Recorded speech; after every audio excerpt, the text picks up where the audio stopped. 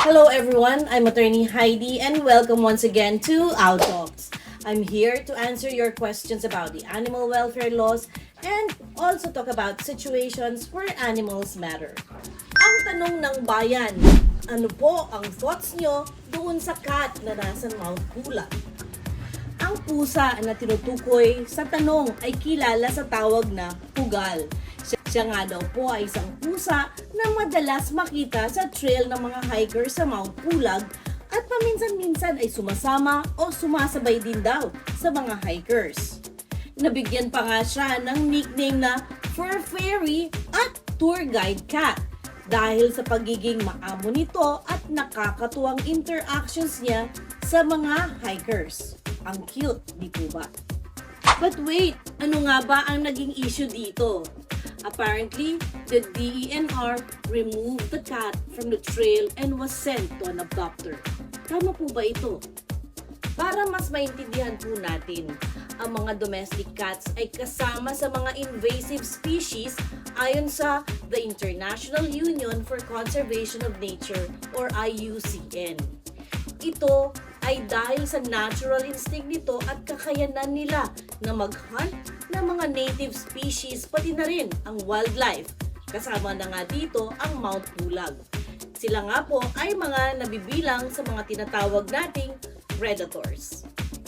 Madalas nga nila maging prey ang mga maliliit na hayop katulad ng mga ibon, daga, pati na nga mga reptiles, mga ahas, and even insects to name a few.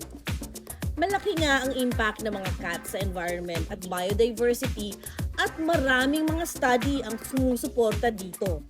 Environmental expert says domestic cats should not be allowed to roam free in the wild because they pose a significant threat to native wildlife and ecosystem.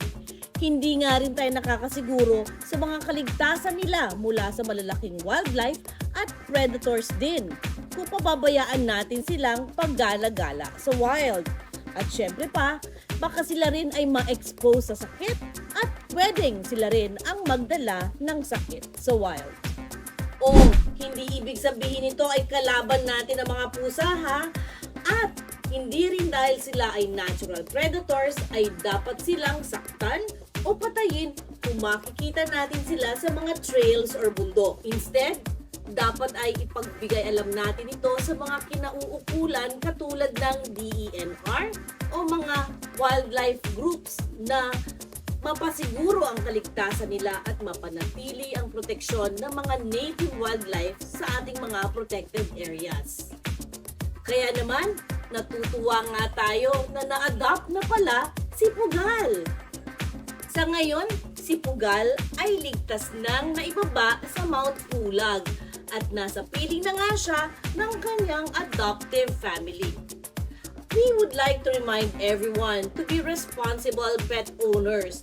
Don't let them roam the streets or even the wild. Let us spay and neuter our cats. Let's be compassionate to them and let us also not harm them wherever they will be.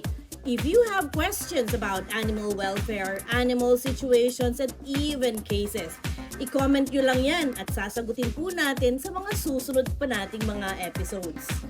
Again, this is Attorney Heidi and you're watching Our Talks. See you again next week!